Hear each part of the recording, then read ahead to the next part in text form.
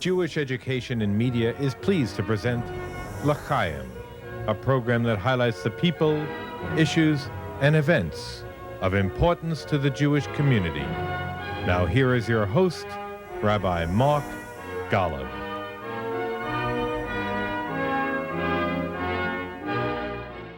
I'm Mark Golub, and there are many outstanding performers and musical artists who would love to be on stage in Israel.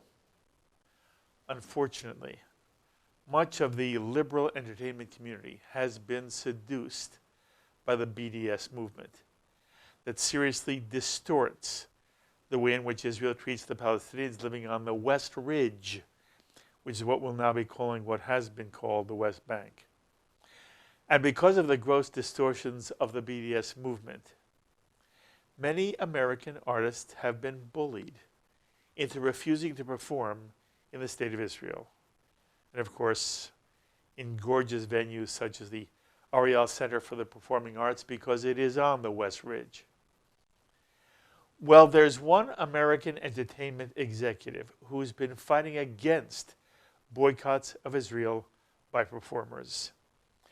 He is David Renzer, the co-founder of an organization called Creative Community for Peace, which seeks to promote the arts as a means to achieving peace, encouraging artists to perform in Israel, while striving to provide a dialogue between Israelis and Palestinians.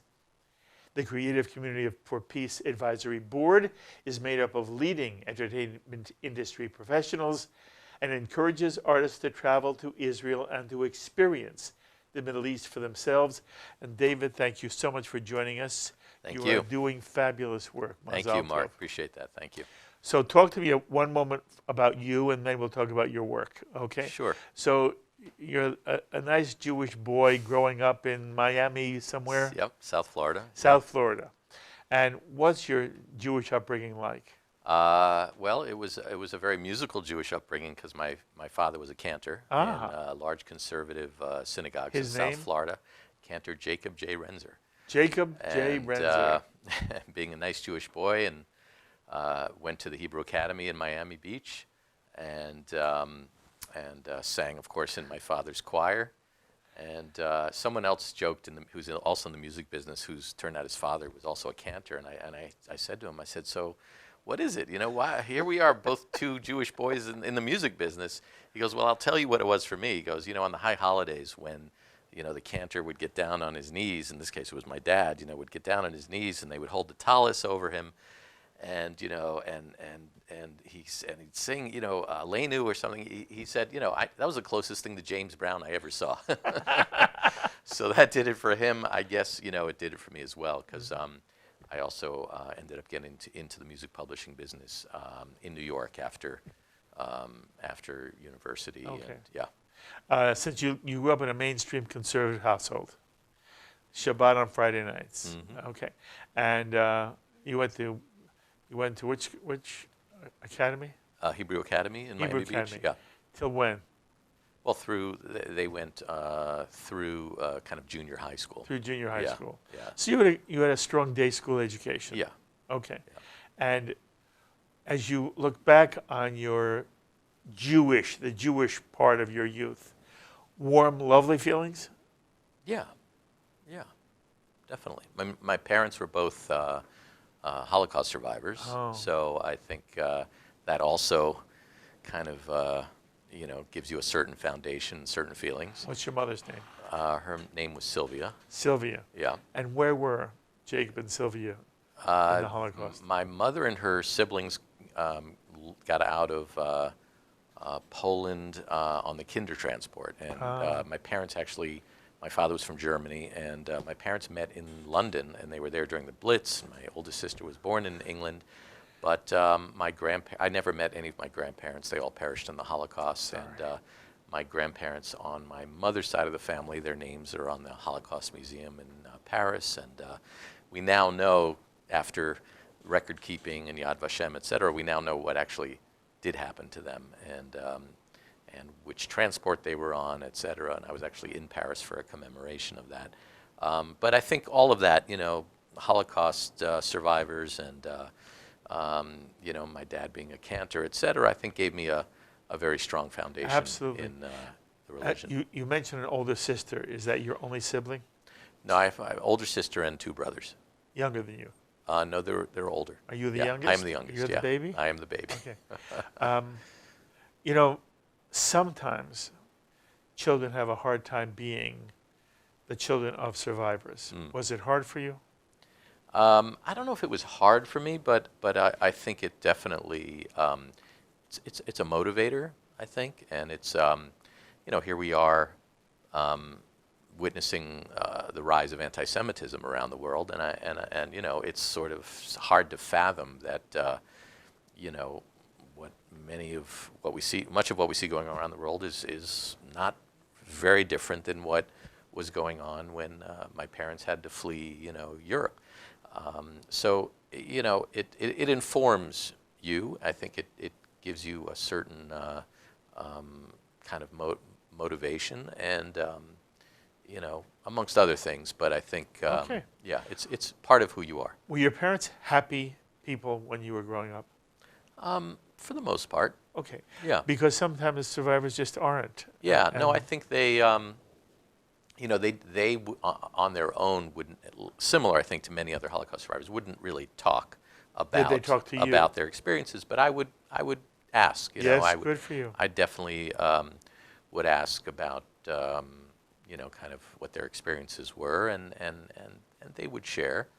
And I have some wonderful cousins as well, who. One in particular, who's a noted journalist who lives in Israel now, named Judy Balint, and she's done a magnificent job of actually tracking the family's history and from, you know, what town, you know, my mother's parents were from in Poland, and you know, kind of has helped inform me about you know, my family's history. Okay.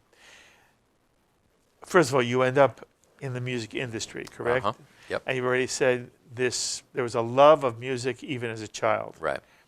Did you have a lovely voice then? Because you have a great voice now.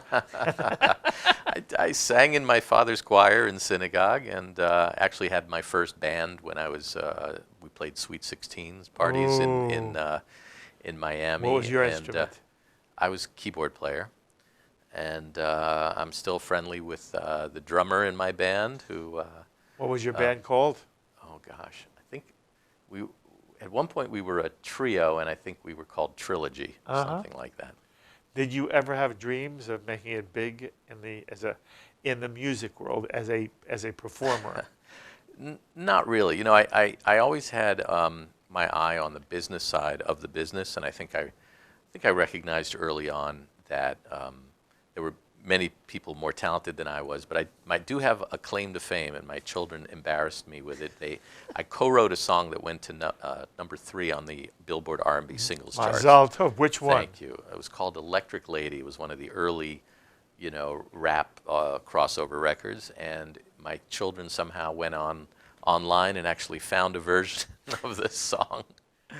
That's But terrific. that was early, and then I became an executive in music publishing. Oh, you were very successful, and you were successful for many years, and you were with a number of companies, some of which you either created yourself or which you came into and then helped to grow.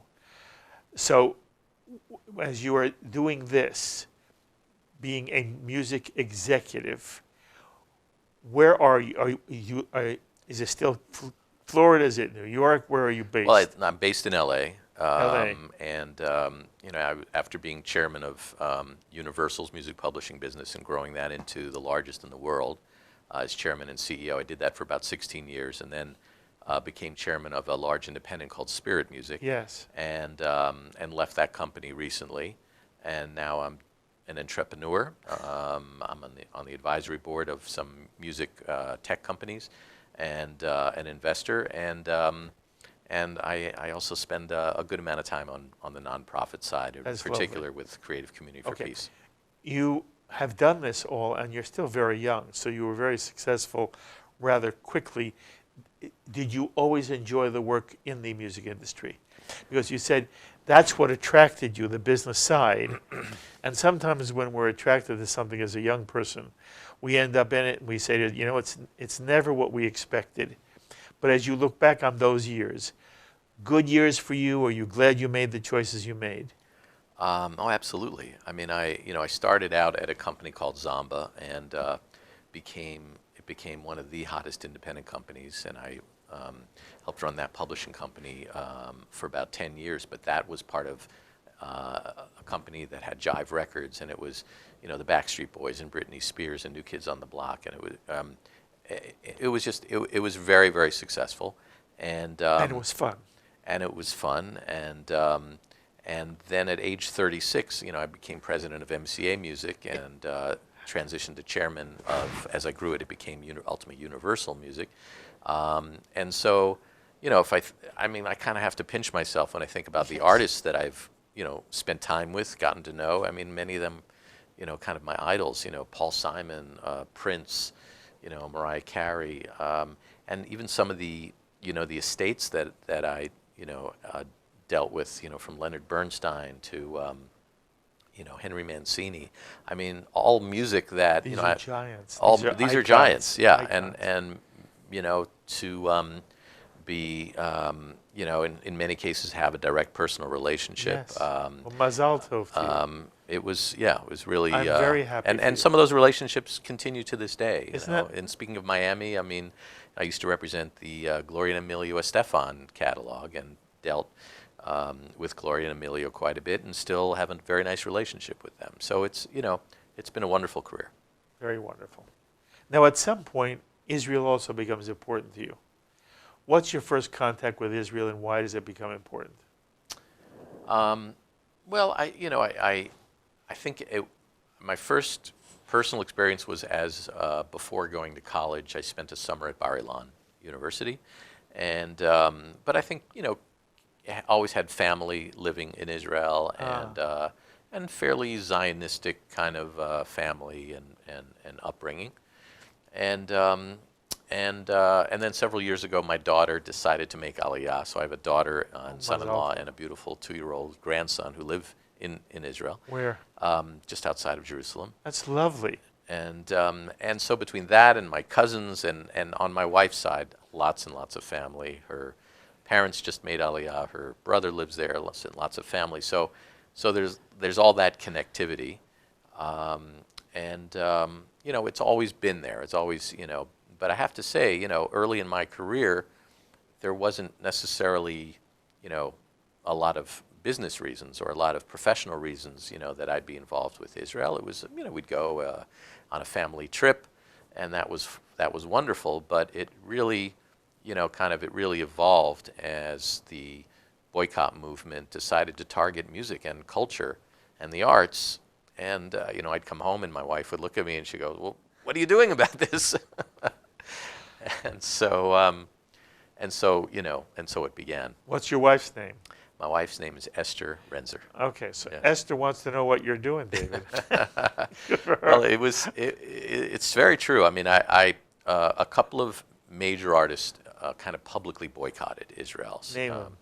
Elvis Costello, and then it was the Pixies, who subsequently actually did go to Israel, but at the time they had not performed. And so it was just, and Roger Waters was starting to kind of be public, and again, targeting music and targeting culture. And it really became pretty clear early on that the boycott groups kind of figured out, where are we going to have the biggest influence? Where are we going to have the biggest impact? And I think they realized, no one's got a bigger social media followings than music artists. They have bigger social media followings than President Trump, and they have tremendous influence, especially on younger audiences.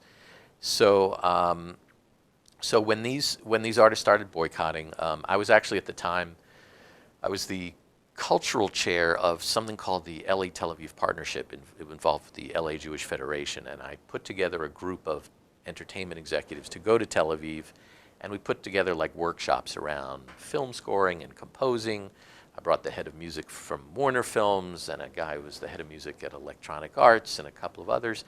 And while we were there on that trip, we just started talking and saying, you know, there's this stuff going on. There's this, the boycott groups are targeting music, and maybe we should actually get organized. And that was really how we began. Probably, I don't know, I guess about eight years ago or so. And so, so we launched Creative Community for Peace shortly after that. And I. What year was that? Where are Do you we remember now? roughly? To 18. So I guess around 2011 or so. Okay. Yeah, 12. So. And who helped you? Well, it was Steve Schnurr, who was the head of music at EA, as one of the co-founders, and myself. And then we started to kind of put an advisory board together of other executives who cared. And, you know, kind of word started to spread. You know, people would sometimes kind of approach us, and when they heard what we were doing, and say, hey, I care about this too, and I'd like to help. And so, you know, early on, you know, executives like, you know, in New York, Craig Balsam, who runs a very successful independent record company and music publishing company, and then leading entertainment attorneys in LA like Don Passman and Gary Stiffelman, and we really, you know, we tried to also, as we were building this this board, also to have it kind of have as many high-level executives so that we would be you know, we would be taken seriously by artists and managers when they hear from us, and you know, when a manager of an artist is, you know, they would like to get their, like when we were first starting out, and they would hear from, let's say, the head of music of Electronic Arts. Well, they actually would like to get their artist music into a video game that Electronic Arts is putting out, or the movies that Warner Brothers Films is putting out, and so it kind of and it's peer to peer. You know, that's the important thing, is they're not hearing from just some organization. They're hearing from their peers in the industry. And if you look at our advisory board now, it's a who's who list of top executives in LA, in New York. We have some in Nashville. We have in the UK an advisory board that's growing, where, you know, the environment is bad. I would say it's even toxic in terms of you know, Israel and how it's perceived. But we really do, I think, a terrific job of communicating directly to the artist managers and the agents in the industry. To what I call it, we provide balance to the discourse about the Middle East. You know, we're not here to defend everything Netanyahu does, just like I'm not here to defend everything Donald Trump does. It isn't about that. It's about, let's elevate the discussion. It's about, if you're an artist, it's about the power of your music and your arts to influence and to build bridges, and that resonates with artists, you know. And by the way, you know, you're hearing lots of stuff. Well, you know what? There's no substitute for actually going to Israel. And actually, we just brought our first group of about a dozen executives to do a trip to Israel, and you know, and they had an unbelievable time. We actually tied. It's eye-opening, isn't it? It's eye-opening, and we had some African American, you know, musicians and entertainment executives, and you know, and they had an unbelievable experience. We tied it around Eurovision. We also did a tremendous campaign around Eurovision, because Eurovision it's not as big a deal here in the U.S., Correct. but over 200 million people watch Eurovision, and here it was going to be broadcast from Israel, from Tel Aviv, and you know, Roger Waters. It's amusing. Roger Waters actually was putting out statements and saying to these, you know, every country has a different artist to perform. He would go to these artists and he would say, you know, I know you're going to be hearing from Creative Community for Peace. Don't believe what you hear from them. So, you know, it kind of shows you the impact. And we actually organized a really interesting campaign. Really, what was the message? The message was, well, it was a counter message to Roger Waters putting out. You know, Roger has been pretty relentless for whatever reasons in his support of BDS and his. By the way, if there are any viewers who do not know who Waters is. Place him for our audience. Right. So he's the one of the founders of Pink Floyd, and tours today as a solo musician, doing many of those songs, the Pink Floyd songs. You know, Pink Floyd has had one of the biggest albums ever, and he's still one of the top touring artists in the world. He's huge. He is huge. Yes. And therefore it gives him credibility. However, I would argue that a lot of what he's done in terms of his statements and his actions, I'll give you an example. He recently put out a video, and he also appeared kind of disheveled and kind of in a bathrobe, and he put out a statement supporting Maduro in Venezuela, and saying, you know, from his friends in Caracas, he hears everything's wonderful there, and how, you know, he doesn't understand what issues we could have with, you know, with Maduro in Venezuela. And aside from that, all his other statements that are so extremist about, you know, saying that the way Israel treats Palestinians is worse than the way the Nazis treated the Jews. I mean, those are extreme statements. Those are not from a reasonable person. And so, you know, that's just one of the reasons I think that he can be, you know, fairly easily discredited. But in any case, he put out and of course the UK press loves him and will put out whatever he puts out. So the Guardian put out you know, Roger Waters issues statement that we should boycott Eurovision in Israel. And there was all this press around the boycott side. And so Creative Community for Peace just said, you know what, we need to push back. There needs to be another side to this. And so we gathered our group of celebrities and artists, and we got Gene Simmons and Haim Saban and you know, lots of other big celebrities out of the UK, especially because it's Eurovision, and a lot of this stuff was coming out of the UK.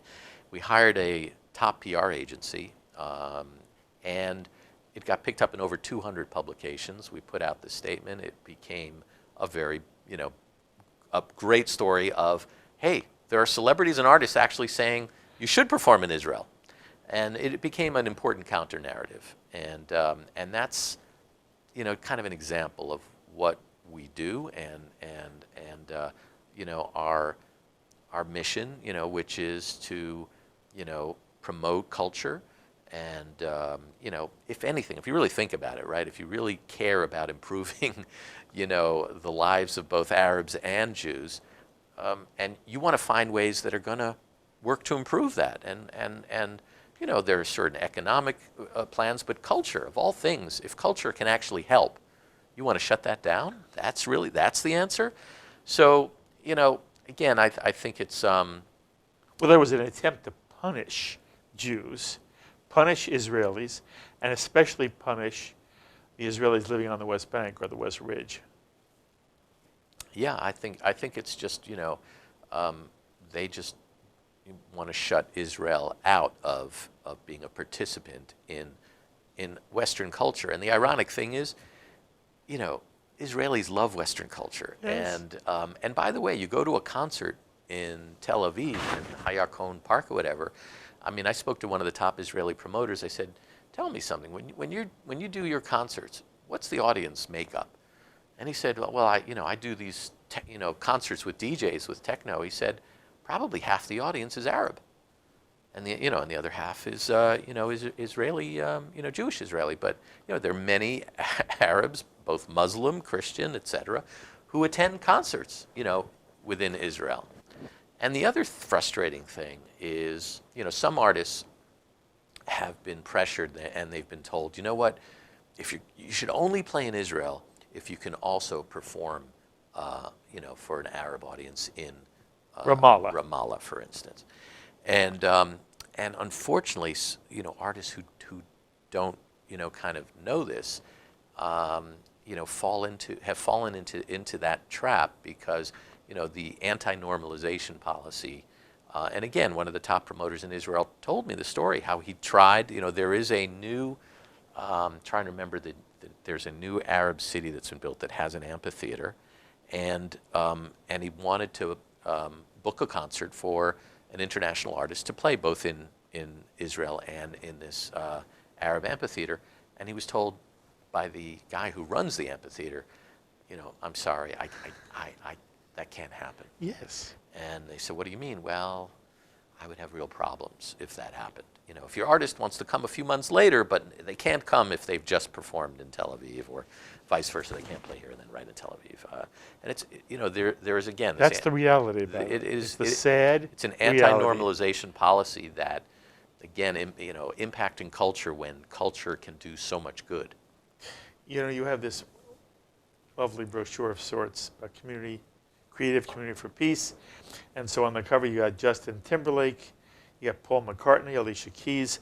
Are the people here I see, and inside you've got many other faces, are these people all ones who now support what you're doing and who would be against an artistic boycott of Israel? Well, these are all artists that we've worked with, right? So when Justin Timberlake was going to Israel, we actually worked closely with his team, and you know, and Alicia Keys, we worked very closely with her management, her attorney, her publisher. Actually, at the time, the woman who signed Alicia Keys to her first deal when she was 15 years old was actually involved with our advisory board. So, and with Alicia Keys, perfect example. When she went to Israel, she toured. She actually toured some Israelis the Arab love parts. her. And when she performed, she actually invited Idan Rechel up on stage, and Yes. she invited a Muslim musician up on stage. And then when she performed at Central Park, she invited them back. And Idan Rechel and this Muslim musician also performed with her at a big concert in Central Park. We are here in the spirit of unity, love, compassion, and forgiveness. Please welcome to the stage from Israel, Idan Rechel, and from Palestine, Ali Amir. 'Cause we're here. We are here for all of us. We are here for all of us. It's why we are here. While we are here. We are here.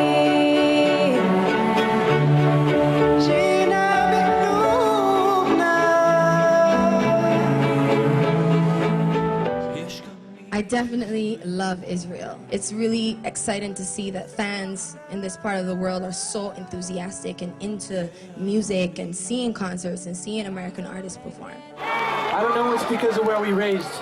We don't take sides. I love people. We love good people. You are good people. Shalom, we are very happy to be here. Ain't gonna stop me coming here, baby. I will tell you this, with the good Lord as my witness, I would never boycott a place like this fucking place. Not on my watch! In truth, I'm most excited to see Jerusalem more than I am to get drunk in a bar. I couldn't think of a better place to end my tour than here, Israel.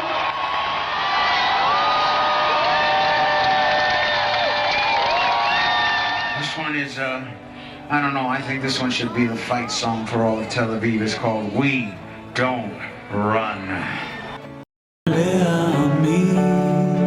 Comes over Baghdad, trying to get some we never had. Let's start with a good dad. It's so real, but it's so sad. And as we burn in this instance, we gon' pray for the innocent. 'Cause right now it don't make sense. Right now it don't make sense. Let's talk about Shutdown. Let's talk about Gaza. Let's talk about Israel. Right now with Israel. Let's talk Nigeria and the mass hysteria. Yeah, our souls are brought together so that we could love each other, brother. We are here for all of us. You're here for all of us. That's why we are here. That's exactly kind of the message and the interaction that we love and want to promote. You know, it's about building bridges between cultures, and music can be a great way to do that. So we've worked closely with artists to make sure that if they want to have, I'll give you another example. Cyndi Lauper, she had a concert announced. She got, of course, the usual boycott pressure. we were in touch with her management team. They didn't succumb to the boycott pressure. Not only that, but we said to Cyndi Lauper, so how can we make your experience in Israel even more special for you? What would you like to do? And she said, I'd really like to visit an LGBTQT center and see what that's like. And what many artists, kind of aren't told is, Tel Aviv has this, incredibly vibrant, LGBTQT scene, and they do massive parade, and it's, again, there's so many sort of the misconceptions, or they'll try to paint Israel as, an abuser of human rights, and you look at Israel's neighbors when it comes to issues like gay rights, and it's pretty clear who's got the better track record. But anyway, Cyndi Lauper went to we arranged for her to go to a center in Tel Aviv, and and she actually spoke to a group there, an LGBTQT group, and she had an amazing experience, and she shared, kind of about her life story, etc. And that made it even a more special event. Bon Jovi is going back this summer to perform. And I give him a lot of credit, because not only did he not succumb to the boycott pressure when he performed, he said, look, they can try all they want, they're not going to stop me from going. And he also told me personally, he said he had such an amazing experience that he wants to bring his family back and have them tour and see the country and just experience it for themselves. So, that's what we hope can happen.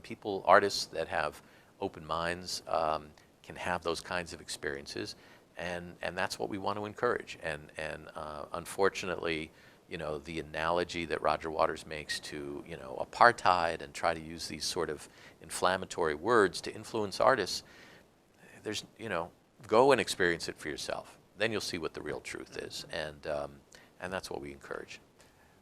When I first learned about your organization, I immediately asked myself, I wonder how much, and you used this word earlier, pushback you got from your own industry colleagues. And did you suffer any slings and arrows because you were leading a movement that was fighting BDS? And the general notion we have, and maybe you want to correct it, but the general notion we have is that the entertainment community, which definitely skews liberal, has been generally anti-Israel, pro-Palestinian. The Natalie Portman type of, I hate Netanyahu, therefore I want nothing to do with anything having to do with Israel, is part of the scene that is public. And I was just wondering whether, in fact, while you mention all the successes you had, was it that easy, or at some point, David, did you have to deal with people who said to you, hey, David, what's wrong with you? Don't you really understand who you're siding? You're with the wrong side, David. Well, Mark, I think it's the way we were very careful with our messaging, and I think it's important to have messages that resonate with artists, and can also resonate with a liberal-leaning Hollywood, and I think that's been one of the reasons I think we're successful. And again, it's I think, to give you some examples, we'll say to an artist, not, hey, Israel's right and this other side is wrong, but rather, hey, you're an artist, right? You know the impact that your music and art can have. This is an opportunity for you to do good with your music and your art. And similar with executives, we are careful to not endorse any political party or politics, and really kind of elevate the discussion so that it doesn't become, because especially now, these are, people are very sensitive now, especially about politics and et cetera. Yes, and you make a point. Your organization is apolitical. Yeah, we're and that apolitical. Only has to do with Democrat and Republican, but has to do with the state of Israel as well. It's not about endorsing any particular party or prime minister. You're talking about Israel in a broader sense. Yeah, I mean, we will say Israel is a democracy. We will point out to people who, may say make certain accusations about Israel, apartheid, for instance, and we have certain red lines, and sorry, it's not accurate to say Israel's apartheid. And again, you're getting no pushback from your own colleagues? No entertainer got upset with you? I will, look, we've had, I'd say, lots of successes. There have been a few instances where artists have not gone. I think one of the reasons why we're so important, our organization is so important, is because we educate, and many people in Hollywood and in the entertainment business, you say BDS and they'll go, huh, what's that? They're not as tuned in to those issues. And so, for instance, we just had one of the major talent agencies in New York. We just hosted an incredible meeting. We had top talent agents from not just this one agency, but from all, William Morris, et cetera, all there at this agency. We had top managers, top agents, and it was a program called Playbook Israel. And we had a concert promoter from Israel fly in and other people.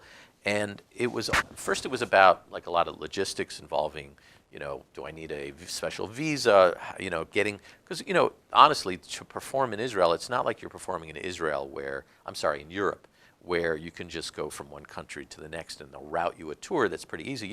It takes some effort to get to Israel and get your equipment there, et cetera. So it was talking about that. And then we got into some of the sensitive issues.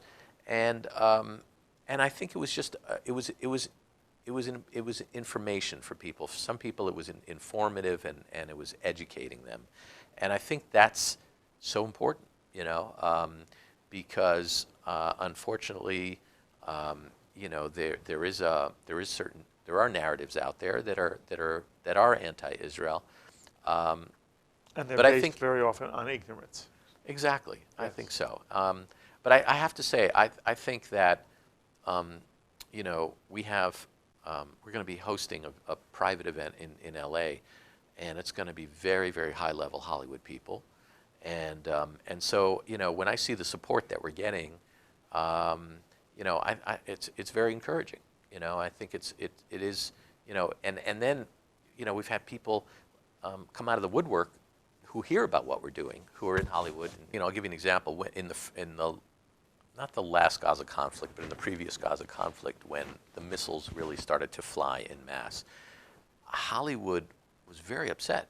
Hollywood, Jewish Hollywood and non-Jewish Hollywood had, was very upset, and it really upset that what? Upset that missiles were being fired indiscriminately into civilians in Jewish civilian areas. And did Israeli I miss it? Areas. Were there major entertainment figures in America saying it's inexcusable what Hamas is doing? Yeah, Creative Community for Peace put out a statement that was signed by over 300 top executives and celebrities, and that's where we had Arnold Schwarzenegger, Kelsey Grammer, Seth Rogen, Carol Bayer Sager. I mean, many. And it was also, we actually raised money to take out full-page ads in the New York Times, the LA Times, and all the Hollywood press, the Hollywood Reporter, and Variety as well, because it was just so clear. It was sort of a very clear one. And I think sometimes it gets complicated. The last conflict, and again, sometimes our job is even more challenging because, as we know, Israel sometimes is challenged with their PR and the narrative where they are no longer the David to the Goliath; they are the Goliath, and so I think it sometimes makes it more challenging, for us to present our balanced narrative. But I think ultimately the facts are the facts, and I think you have to just, yes. You have and to again, present I come them. back to the word you used. It's very often, it's silly for the American public to think that because someone is a celebrity, they know things. Most all of us have a very limited range of knowledge about things we care about. And very often the people who are in the entertainment industry, they have the things they care about. They're not generally knowledgeable about the world as a whole. And very often, those in the entertainment world have a very limited understanding of Middle East history, of what the Jewish struggle has been over time. And so when they hear things said about the Palestinian-Israeli conflict, they have no ability to judge whether there is truth to it, substance to it, and it comes back to ignorance. And so what you're doing is you're trying to fight that wherever you can, yes? Absolutely. And again, at the end of the day, encourage artists to go and experience it for themselves. Which is the best way of all. That's the best way. And so I have to say, I haven't really encountered that kind of that's very that interesting. kind of resistance in Hollywood. And look, there may be people who just really don't care for what we do, but we had our first kind of gala in LA last year. We had over 400 people attend.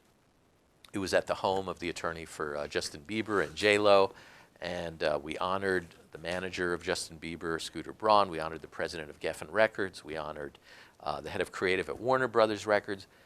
400 people, many of them were not Jewish. Many were African-American executives. And, you know, again, because the messaging was done in the right way, they came up to me afterwards and said, wow, this was so warm and it was such a cool event and I want to find out more and how can I be more involved? And some of the Jewish executives came up and said, hey, I really want to, I love what you guys are doing. You know, I'd like to be more involved. So that's marvelous. So it's, you know, I find that I think if it's done the right way, if the messaging, the network we're building, you know, the support we're getting, if it's done in the right way with the right language, you really can get a broad level of support. I am very proud of your work. That is Thank wonderful you. of you. Thank you. But, you know, Justin Bieber had a spectacular both run in Israel and love for Israel as a result. And it is typical of what many performers experience in Israel. My cousin was for many years the tour manager for Joe Cocker. Joe Cocker was a huge hit in Israel. And there was a love affair, you know.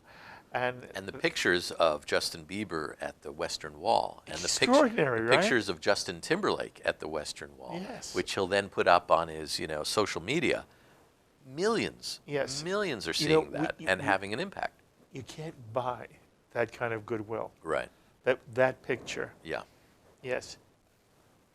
As you look at the way in which the American Jewish community understands or also is ignorant of the larger Israeli-Palestinian conflict, and you made reference to this David and Goliath. You understand Israel is surrounded by millions and millions of Arab countries, correct? Of Arab countries? You mean of Arabs who reside in countries around it? Yeah. Yes. Yeah. Okay. Israel is still a David. He just has a very powerful slingshot. And we should not mistake the power of the slingshot to be the power of David himself. Israel is still the David surrounded by a Goliath of Muslim Arab world that really is hostile to the state of Israel to one degree or another. And there are many in that Arab Muslim world who, for whatever reason, do not think the state of Israel should exist. And I'm worried that more and more Americans, and what I'm really worried about is that more and more members of Congress are seduced again by this BDS model, which wants to paint Israel as a brutalizing, occupying force on the West Ridge and in Gaza, when in reality, tomorrow Israel would make peace if there was anybody to make peace with. And I was curious as to how you see it and whether this resonates with you or you see it differently. Well, I mean, in terms of my hopeful side. Yes. You know, when I read and hear about, you know, my friend Rabbi Mark Schneier, for instance, and the progress he's making in the Gulf, and the bridges that he seems to be building, and that He's and that, doing marvelous work. And Jared Kushner and our, and the efforts there to kind of bring in other, Yes. Gulf countries. Mark? Yes. You know Jared? I don't know Jared. Okay, I don't either. I've but met him. Mark is doing remarkable work. Yes. Yes. And so, my hopeful side, perhaps sees, a brighter future within that region. But, for sure, I think it's, again, it's part of the education process is to show people, hey, let's widen that lens a little bit. Instead of looking at, like, Israel and the Gaza Strip, look at the region. Yes. And if you look at that if you look at the conflict in that context, I think it helps put things into context. And that's where I think, but that is the challenge, I think, for Israel in terms of its PR. And look, we actually, Creative Community for Peace has our first Muslim advisory board member. He's a senior executive at Sony Columbia Records, and I love that we That's have a wonderful. Muslim board member, Yes. and I would like to see more of that and encourage more of that, and as part of that, I think it's important to kind of again, have use the right language and encourage. Again, I honestly do believe in coexistence, and I do, and that is what we try to encourage. We try to encourage. There are opportunities for artists to come and collaborate with Arab musicians, and there are orchestras. I've personally donated and supported to. There's an orchestra that half of the orchestra are Arab, and half the orchestra. We have featured them here on JBS. Okay, are Israeli They're marvelous. Jews. So that's what I believe in, and that's what CCFP believes in. Is we really want to find ways where art and culture can promote coexistence and build those bridges of peace. Because we are cousins, we are neighbors, we live, right on, within, the same neighborhoods, and that's perhaps my idealistic dream. Well, I love it. And, I share it in a way, and I want you to tell me whether you think I'm being too romantic. I make a distinction between Palestinian leadership and the Palestinian people. And I find that in the artistic community especially, the ability for Palestinian to work with people of the West, Israel in particular, but the West in general, that the Palestinian artist tends to be extraordinarily creative and talented and open and embracing of the Israeli artist who has the same mentality. And whether it's David Broza or whether it's the orchestra you're talking about, created by just a kid who was funded by an Israeli school and then went back, and this is a Palestinian Israeli who created the school you're talking about, where you have Israelis and Israeli Jews and Israeli Palestinians playing together, touring America in synagogues and in churches, elevating the vision we all have for what you call peaceful coexistence. I don't know any Jew who would not choose peaceful coexistence over any other alternative. It's just that there has to be a partner on the other side. And in my romanticism, David, I think sometimes the way the creative community builds bridges, as long as it's honest, there are extraordinary opportunities. So am I being too romantic, or do you endorse my view? No, I think that is ultimately the goal. We have to coexist, right? We have to coexist. But the artistic community can lead it. Yes. And that's what you are in the forefront of something that is very wonderful. And that's why I was thrilled to be able to sit with Thank you, Mark. and to let the audience know about what you're doing and to meet you. Thank you. And I wanted to meet you, and I have no right to be proud of you, but you're a Jew, I'm a Jew. I'm proud of what you're doing. Called Thank Tu you. B'Hatzlacha. Thank you, May Mark. you only go from strength to strength. And Thank you. I want you to make sure you stay in touch with me so I can follow the progress. Appreciate it. And from time to time, we'll sit together on L'chaim. Terrific. Thank you, David. Thank you. Thank you so much. David Renzer, co-founder of Creative Community for Peace, an apolitical organization of entertainment professionals who seek to use the performance arts to build understanding between Israelis and Palestinians and to fight the insidious BDS entertainment boycott of Israel. I hope you've enjoyed meeting David here on L'chaim. As always, I invite you to be in touch with me with any thoughts or comments you may have to any of the ideas expressed here on this edition of L'chaim. Please email me, write me, post on our Facebook page, or tweet me. I look forward to hearing from many of you. And remember, you can now listen to L'chaim on our L'chaim podcast. Wherever you listen to podcasts, iTunes, Google Play, take L'chaim podcast everywhere you go. Until the next time, I'm Mark Golub. L'chaim, my friends, to life.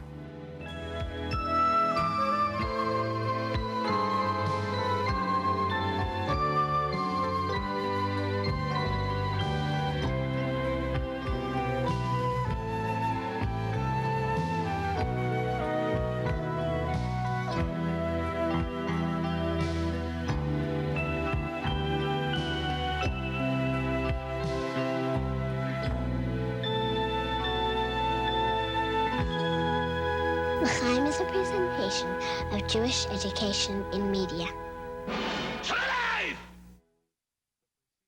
We would be pleased to send a complimentary DVD of this program to anyone who wishes to support JBS with a tax-deductible gift of $36, double chai or more.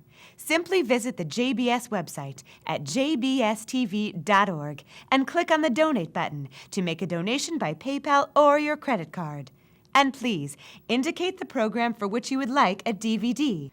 Or you can send your tax-deductible check to JBS, P.O. Box 180, Riverdale Station, Bronx, New York, 10471. And again, please remember to indicate which program you would like to receive with our compliments. And we thank you for your kind support.